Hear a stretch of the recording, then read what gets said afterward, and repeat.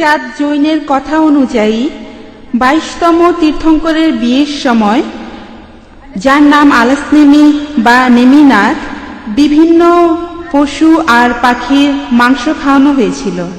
সেখানে বর এবং কনে দুজনেই জৈন ধর্মের অনুসারী ছিল।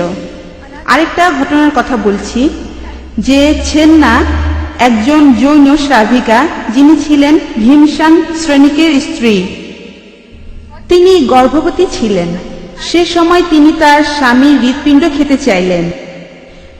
ভীমসানের বড় ছেলে অভয় কুমার তখন তাকে মৃত পশুর মাংস খেতে দিল, আর ছেন্না সেটাকে তার স্বামীর হৃৎপিণ্ড মনে করে খেয়ে নিলেন।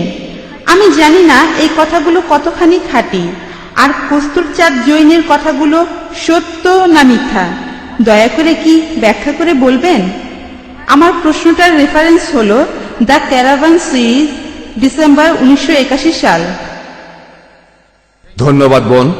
আমি প্রথমেই এখানে কোঅর্ডিনেটরকে অনুরোধ করব সেই প্রশ্নগুলোর অনুমতি দিতে, যে প্রসঙ্গে আমি কথা বলেছি অন্য কোনো বই থেকে বা অন্য রেফারেন্স থেকে না, যেগুলো আমি নিজে বলিনি। তবে আমি জৈন ধর্মাবলম্বী, আর জৈন ধর্মের ইতিহাস সম্পর্কেও আমি জানি।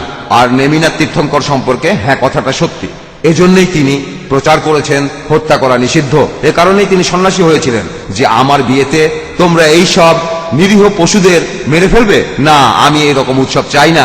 সেজন্যই তিনি হয়েছিলেন জৈন মুনি আর সর্বশেষে তীর্থঙ্কর। তাহলে সেজন্যই আমি বলতে পারি যেসব জৈন তীর্থঙ্কর তারা পুরোপুরিভাবে নন ভেজিটেরিয়ান খাবারকে পরিহার করেছে। ধন্যবাদ। আর প্লিজ আমি যা বলেছি তার উপরে প্রশ্ন করেন, কারণ আমার মনে হচ্ছে এইসব বইগুলো ভালো মনেই দেওয়া হয়েছিল, যাতে আপনারা আমাদের দৃষ্টিভঙ্গি বুঝতে পারেন।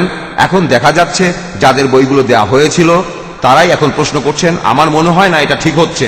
আমি যা বলেছি সেই প্রসঙ্গে যে কোনো প্রশ্ন করেন, আমিও খুব খুশি মনেই বলবো। আর আমি অনুরোধ করব টপিকের সাথে প্রাসঙ্গিক হতে হবে। আপনি এই প্রসঙ্গে বলতে পারেন অথবা নাও বলতে পারেন, তবে সেটা টপিকের ভেতরে থাকবে। আমি মিস্টার কোঅর্ডিনেটরকে আরেকটা কথা বলি যে মিস্টার ওয়াইপি ত্রিবেদী আর আমি আমাদের আরেকটা মিটিং এ যেতে হবে, তাই আমরা 5 মিনিটের মধ্যে শেষ করতে চাচ্ছি। আমি যেটা বলতে পারি, এখানে দুজন বক্তা প্রথমে 50 মিনিট করে কথা বলেছেন, তারপর তারা দুজনেই আবার 15 মিনিট করে কথা বলেছেন, তারপর প্রশ্নোত্তর পর্ব হওয়ার কথা 50 মিনিট। যদি কোনো বক্তা অনুষ্ঠান ছেড়ে চলে যেতে চান, যে তাকে অন্য কোনো কাজে যেতে হচ্ছে, যদি জরুরি কাজ থাকে তারা যেতে পারেন। তবে আমি এই প্রশ্নোত্তর পর্বটা 50 মিনিট চালাবো, কারণ আমার কাছে সেই রকমই একটা চার্ট দেয়া হয়েছে। আমি নিয়ম মেনে চলবো। আমাকে বলা হয়েছে ডক্টর জাকির তার লেকচার বা উত্তরের সময় অন্য ধর্ম নিয়ে বলবেন না। জোর করে তাকে কিছু না বলতে বাধ্য করেছি, তাকে জোর করেছি আপনি অন্য ধর্ম নিয়ে বলবেন না, কারণ আমার কাছে এই অনুরোধটা করা হয়েছিল।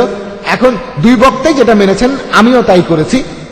যেখানে দুই বক্তা একমত হননি আমি বাদ দিয়েছি। আমি পরিষ্কার করে বলছি, আজকের প্রশ্নোত্তর পর্ব 50 মিনিটই হবে। তবে কোনো বক্তা যদি জরুরি কাজের জন্য, জরুরি মিটিং এর জন্য চলে যেতে চান, এটা তার নিজের ব্যাপার, চাইলে যেতে পারেন। আমিও তাকে অনুমতি দেব, যেতে পারবেন। তবে প্রশ্নোত্তর পর্বটা 50 মিনিট চালিয়ে দেব।